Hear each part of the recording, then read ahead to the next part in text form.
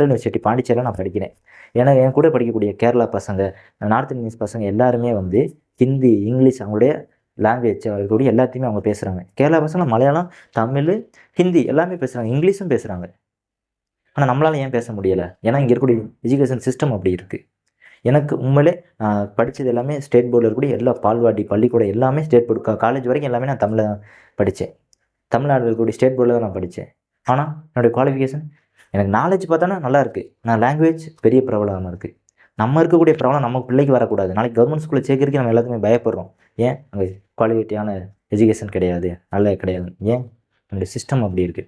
So அந்த சிஸ்டத்தை change பண்ணி ஒரு நல்ல விஷயத்தை கொண்டு வரணும் அப்படின்றதுக்காக தான் இந்த நியூ எஜுகேஷன் பாலிசி 2020 கொண்டு வந்திருக்காங்க. மேக்ஸிமம் எல்லா ஸ்டேட்லேயும் வந்து அமல்படுத்த ஆரம்பிச்சிட்டாங்க. நம்ம ஸ்டேட் வந்து அமல்படுத்த கிடையாது. இங்கே அரசியலாக்கி அதன் மூலயமா ஆதாயத்தை தேடிட்டு இருக்காங்க.